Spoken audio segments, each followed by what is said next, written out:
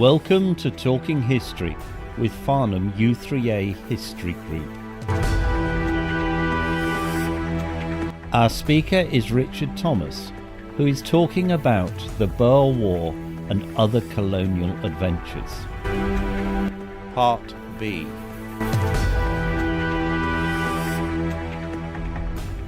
Now along comes Roberts, Field Marshal Lord Roberts. Buller was technically relieved of his command as Commander-in-Chief because he'd made a bit of a dog's breakfast. But in fact, the more you think about it, the more you read it, you realise he was slightly unlucky. He didn't have the right equipment, as I've said. Anyway, Roberts arrived in January 1900, signalling the start of Phase 2. He was a vastly experienced soldier who'd fought in India, Afghanistan, etc., etc. He was a much more formidable and ferocious beast than Buller. In fact, the more you learn about him, the more you like Buller. He also benefited from the arrival of massive reinforcement and other experienced generals like Kitchener. 180,000 men were sent to South Africa, the largest British force ever sent overseas up to that time. So Roberts left Ladysmith to Buller, we've just done that, and then himself concentrated on Kimberley and then Mafeking. Now, Kimberley was the first to be lifted. It was the easiest to get to and the smallest in a way. It was on the line of the rail from Cape Town and on the border between Cape Province and Orange Free State. It was not militarily significant, but it did contain the diamond mines. It also contained Cecil Rhodes and others. And the siege started as soon as the war was declared. 7,000 Boers laid siege, basically attempted to starve the inhabitants into submission. But the 40,000 inhabitants were well stocked with provisions. But it is reported that the champagne which Rhodes and his colleagues at the club favoured had almost run out by the time they were relieved. But it was not easy. In December, a 14,000-strong army group tried to relieve Kimberley, was pinned down by accurate small arms fire at Magersfontein by a large Boer group led by Piet Cronje. And after 9 hours under fire and without water or intense heat, the British troops, I'm afraid there is no other way for it, ran away. But when Roberts arrived with his reinforcements, he also met resistance. He ordered a cavalry charge by General French, and this split the Boer defences, and after a 124-day siege, he entered Kimberley February the 15th, 1900.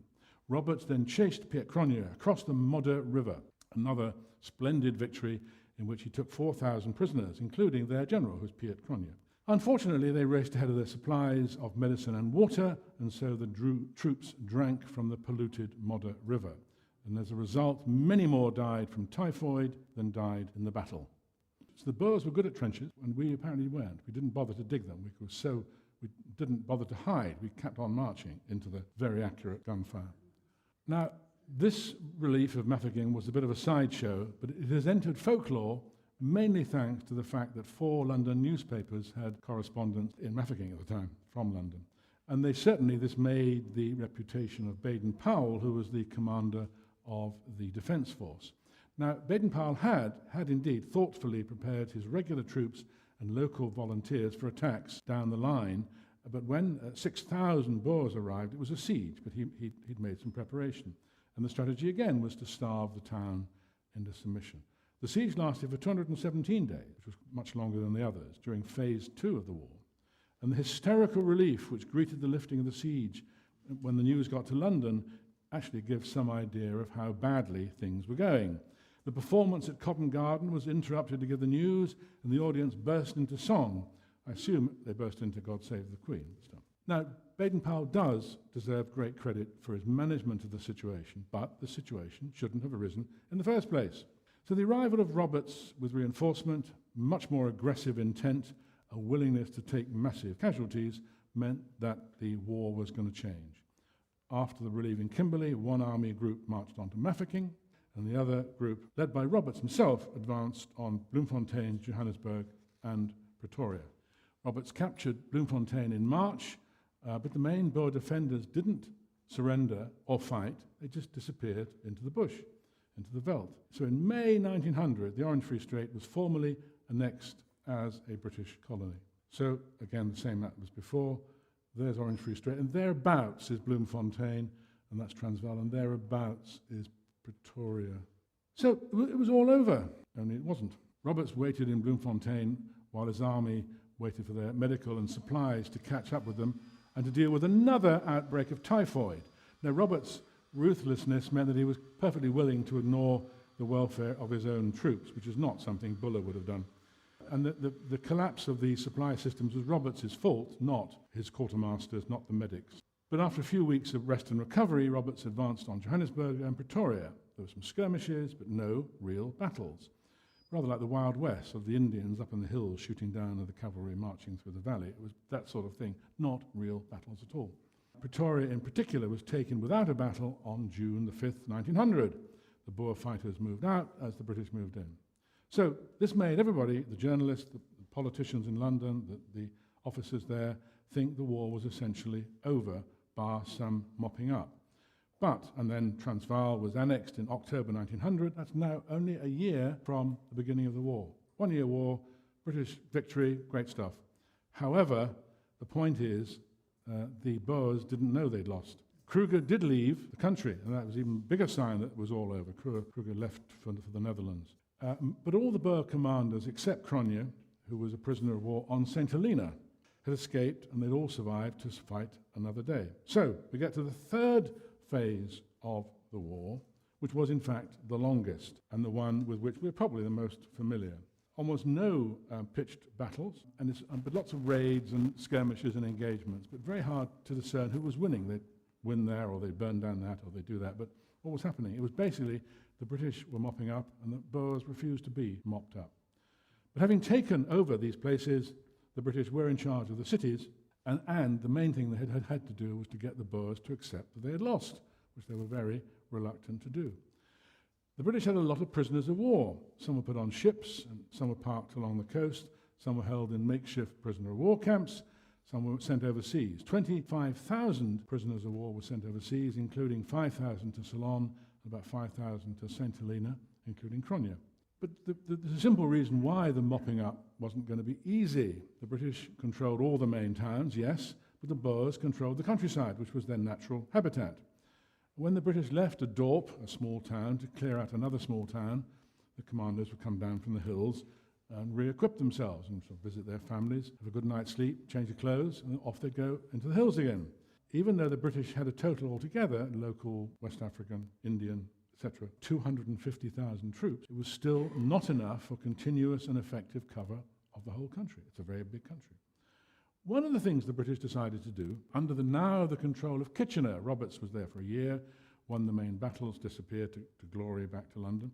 Kitchener was the local commander, and he increased the coverage of the country, the control, by establishing blockhouses. These were lines of fortified things. Look, that's a rebuilt one, obviously, but they were like that, each with 8 to 10 soldiers around the key towns, along the railway lines, and connecting key supply routes.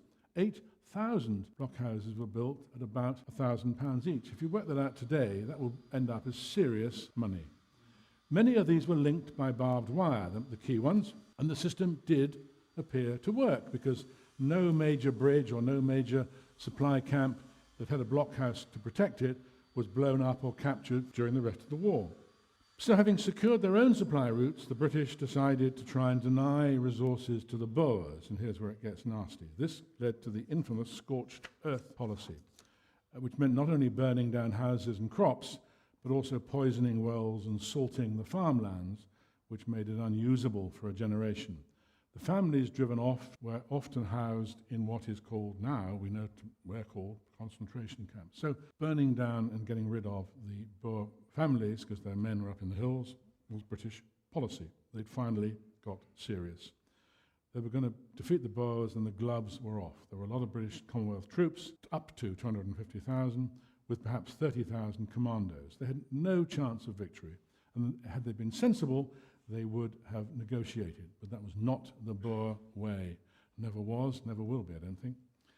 What is not quite so well known as this, the scorched earth, burning the camps and so on, is how many black Africans were involved in the struggle. Perhaps 16,000 of them, half the number of the total Boer army, were used to help to man the blockhouses, and lots more helped with the removal of the Boer families. So this was not going to help post-war race relations very much. The British also used Boer auxiliaries who served as scouts. There were 30,000 Boer men at one stage fighting against the British and about 5,000 or 6,000 collaborators fighting with, certainly helping, the British. Now, I'm starting to seem a bit sympathetic towards the Boers. You have to admire their stubbornness. But it must be emphasized they were fighting, essentially, to deny the vote and rights to non-Boer residents of their two states, and to keep the black population in conditions of virtual slavery. One British Army officer came across a village in August 1901, who was from the Indian Army. The war is fast degenerating. The Boer is becoming just as cold-blooded a ruffian as the dacoit was, and his wholesale slaughter of Kaffirs has, I think, forfeited his right to be considered a belligerent. I found the bodies of 4 Kaffir boys, none of them over the age of 12, with their heads broken in by the Boers and left in the kraal. Strong measures will be required to stop this slaughter. In 1901, January, the whole civilian population of Moddersfontein was wiped out by the Boers. Later on, in Lelyfontein, a commando group under Manny Maritz killed 35 Africans at a mission station. Even Dennis Reitz, a senior Boer commander, said it was ruthless and unjustifiable. Even Smuts was displeased. But rather than negotiate, the Boers continued to harass the British. The casualties became heavier and heavier on both sides, but Roberts and Kitchener didn't really care. The Boers cared more, and became increasingly obvious that they were going to be outmaneuvered because they were outnumbered as well. One of the senior Boer commanders was Smuts. He continued to believe that the Afrikaner population within the Cape Province, and Cape Midlands particularly, would be so revolted by the concentration camps and the farm burnings that they would rise up against the British, but they did not. Now, it doesn't mean there was no unpleasantness in Cape Province. Some captured commanders were hanged for treason, sometimes in public, to act as a warning to others. Others were hanged for murdering prisoners and killing unarmed, usually black civilians. It's just about possible to argue that this tough justice was even-handed. Breaker Morant, who was an Australian soldier fighting for the British, killed a Boer prisoner, and he too was hanged. Now, the concentration camp story is the really depressing one. The thing about the concentration camps is that, militarily speaking, they worked. It cut the commandos off from the sources of supply and certainly lowered their ability to respond. It was, of course, a humanitarian disaster for the Boers and for many Africans, and a PR disaster for the British. Now, the statistics come out of this are politically motivated, so they're very hard to find out really accurate figures. Whatever source you look at, there are different figures. But there were about 45 mostly tented camps for Boer families and 65 for Africans.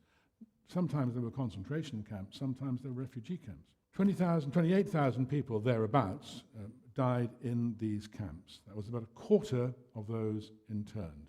Now, this is not because women and children were targeted, but because they were the main residents of the camps, which had no hygiene or sanitation, and they were susceptible to measles, typhoid, and dysentery, and they died in their thousands. But back in London, the mood was changing. Why hasn't this easy, quick victory been consolidated? Why is it still going on? Why are our boys still doing these things? Why are we getting these stories about concentration camps and the scorched earth policy? Emily Hobhouse, who was very well connected, started to stir things up. A review team arrived from London, led by the Fawcett Commission, and they did not gloss over the problem. They used words like catastrophe and noted that the very high death rates for Boer and blacks was caused by poor hygiene. Joseph Chamberlain, the Colonial Secretary, ordered Milner, the High Commissioner, to make changes and put the civilian government rather than the military in charge. Conditions immediately improved, so why hadn't they done it earlier? And the death rates dropped sharply. This was late 1901. The damage had been done and thousands of lives had been lost, and the reputation of the British Army had been undermined both in the UK and in the Western world. It was not targeted at them because Sir Arthur Conan Doyle, who was a doctor in an army hospital in 1900, pointed out that British soldiers suffered just as much from British military incompetence. He complained bitterly about conditions in his ill-equipped field hospital. During the war, 14,000 soldiers at least died of disease, and 8,000 at most in combat. The Boer figures were worse. 7,000 Boer soldiers died in combat, or thereabouts, and 25,000 to 30,000 civilians died of disease or the concentration camps.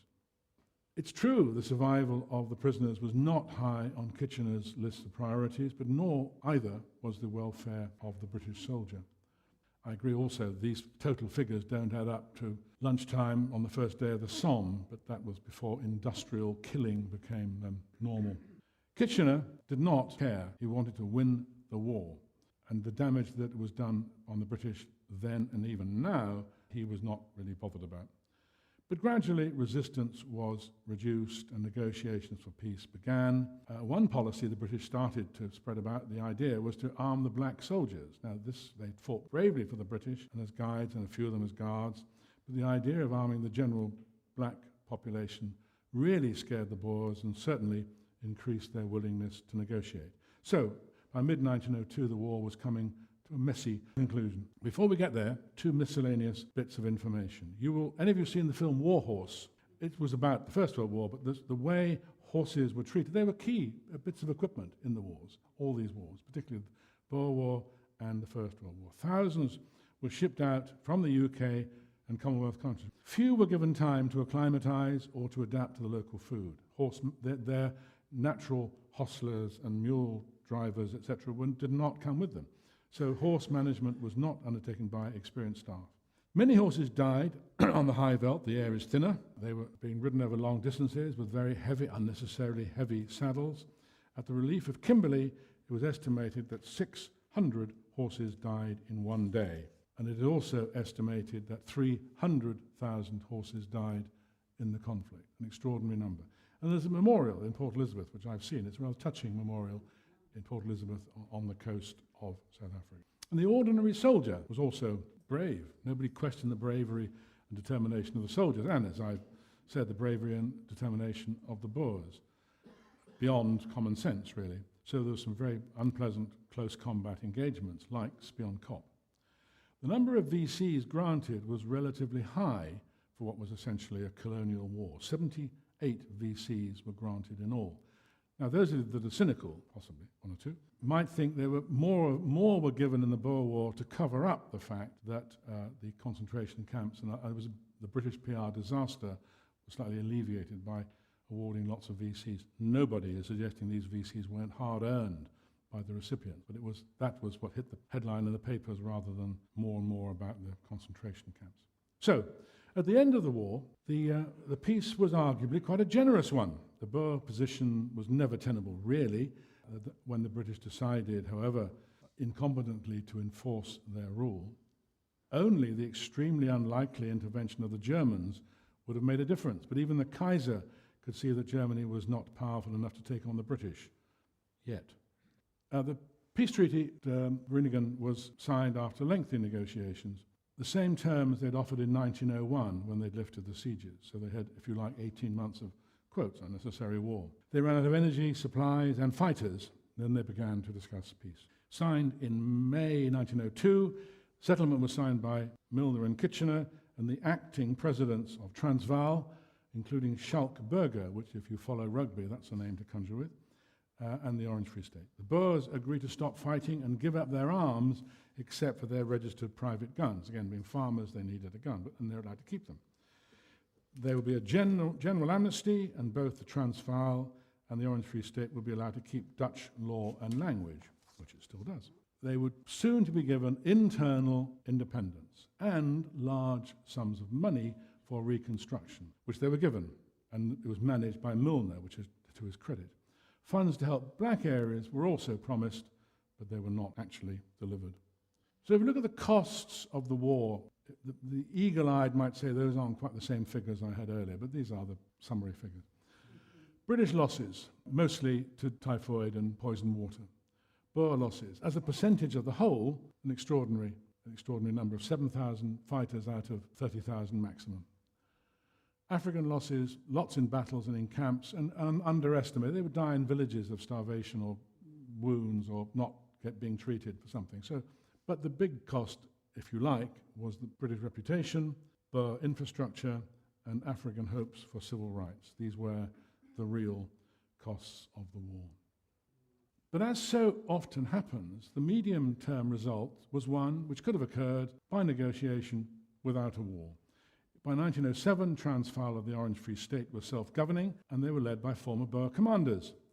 The Union of South Africa was formed in 1910 with the main provinces, Cape Colony, Natal, Transvaal and Orange Free State, all inside it. Who was the first Premier of the Union of South Africa? Louis Botha, ex-Boer General. Who was the second Prime Minister of the Union of South Africa? Jan Smuts, a major Boer commander. Who was the third Prime Minister of the Union? Barry Hertzog, a signatory, was one of the people in that picture, a signatory of the surrender document. And that's what I mean by winning the peace. We won the war, but we certainly lost the peace. Now, as a small legal footnote, these three, both Smuts, Hertzog, plus Piet Cronje, who was temporarily in St. Helena, were born in Cape Province and thus were British subjects. They could therefore have been charged with treason and quite legally hanged at the end of the war. But if they had been hanged, Smuts would not have been able to join Churchill's war cabinet in World War II. So, post-war, South Africa developed rapidly, gold production came back, it stayed a member of the Commonwealth, gold production got higher and higher, and you ask yourself, what was it all for? And some post-war development. I think it's important to recognize that this was a prelude to the First World War. It was clear to everybody, including Kitchener, who was pretty ferocious, but probably a good tactician. The British Army needed significant restructuring, retraining, and re-equipping. The Navy was building dreadnoughts and the biggest in the world, blah, blah, but the Army was a mess. It showed the Germans that if a few Boer farmers could hold back the might of the British Empire for 2 years, they might be able to do the same with a slightly better outcome in Europe.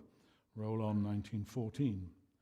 The sensible determination to end the war without punishing the Boers further had the effect of helping to ensure South Africa was on the British side, more or less, in World Wars I and II. But the positive treatment of the Boers led to breaking promises made to the black population, who did fight alongside the British.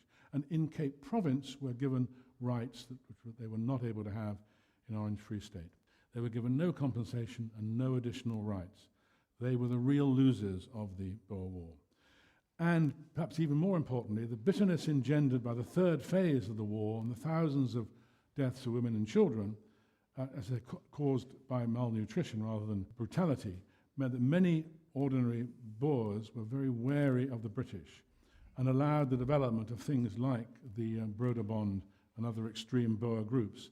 And this created conditions, I think you can say there's a direct line between this and the later victory of the nationalists and the introduction of the apartheid system. And they're the key players in the Boer War. This has been a complicated and not very uplifting story. A few more exciting wars after the coffee break should cheer us up a bit. Thank you. Let's have a break.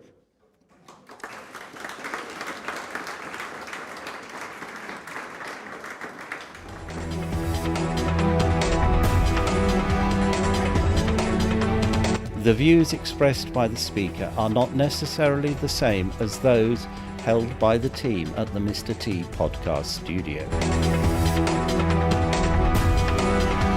This podcast is published by the Mr. T podcast studio.